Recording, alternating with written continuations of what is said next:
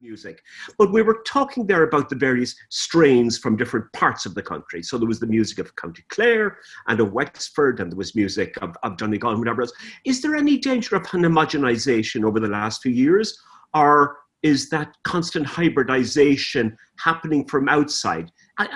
Is that a very silly question? I suppose I'm thinking about the way that it bothers me a little bit, that as I travel around Ireland, that I see that some of the accents seem to be flattening. So that somebody said that Cavan is one of the last ones that's still retaining its solidity there. But as we're losing those things, does that translate into music, or am I being totally silly with that? Yeah, I think you're right. It probably has been diluted a bit. I still think, you can still find regional styles okay, but really, I think that's longer than the last few years. It's decades. Right. I think, and even with just people listening to the radio and hearing, oh, I like that song from County Down, I learn it. And you might put in your own local name or place, but definitely I would be an example of somebody like that, actually, who has taken songs from a lot of different places.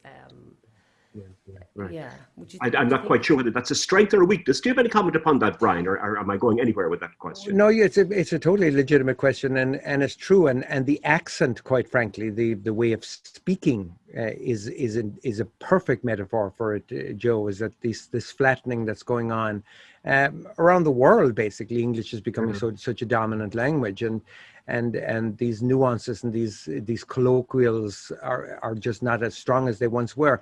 In traditional Irish music, that is definitely true. There was once a time, if you came from Cork, you would play in a Cork style. If you came from Donegal, you'd play in a Donegal style. Now, that is largely still the case, largely because of the teachers that are passing it down. But the difference is that the Donegal player would be much more familiar with tunes and repertoire and styles of West Cork than they would have been 50 years ago, just purely as Karen was saying, because of exposure and the fact that they're traveling more. But they would be also, they're kind of, I think especially in a lot of serious traditional musicians, they adopt a style, almost like they would in classical music.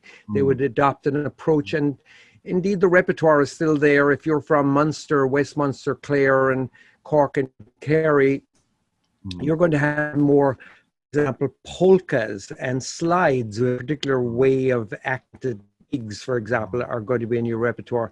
If you're in Donegal, you're going to have tunes in your repertoire that nobody would have heard of, mazurkas and things called highlands, which would have come across from Scotland.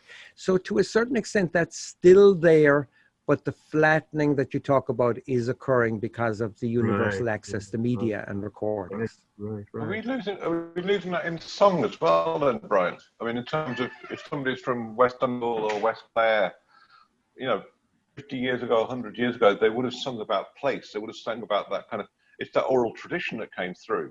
If now we're in a world where, you look at social media, it's great. I mean, Nationwide did a program a few weeks ago about the kids who are dancing in the Connemara Gaeltacht, and that's being passed on to youngsters who are doing Irish dancing or Sean-Nós dancing out in the States. So at one level, you've got the global sparks that spread this thing, but also are we losing the local? In songs, I think Karen would be able to talk about that. And yes, but again, you've got people that are conscious of it. So they're keeping that tradition up and passing it on and actually making a conscious effort to learn it, Karen. Would you say that's the case? Yeah, I think if you can have both. I think and we're secure enough, I think, at this point in ourselves to know that the tradition is there and indeed is heavily documented now and kept, stored. So if you want to go to someone who will teach you, the Clare style or just Waterford songs, you can seek those out. And then if you want somebody who can broaden that out a bit, you can get that too. So I think it's good that it works both ways. It is really the best of both worlds. But I think Karen said something there that's very important. It's the sense of self-security and the confidence in your own tradition.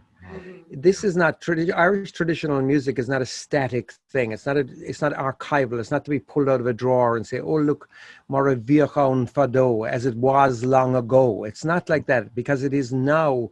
It's a living, breathing, changing thing. And it goes back to what we started the conversation with almost an hour on, is that you can sing a traditional Irish song and an Emmylou Harris song and a Paddy Griffin song, which Karen recorded a beautiful version of in her most recent album. And it's just there. It's not, you don't call attention to it. You don't say, here's the traditional song and here's the Paddy Griffin song. It doesn't matter. They're both songs and they both express an emotion. And it's the confidence, when you're that confident in your tradition, you can stretch it out and still come back to the nest very easily and frequently.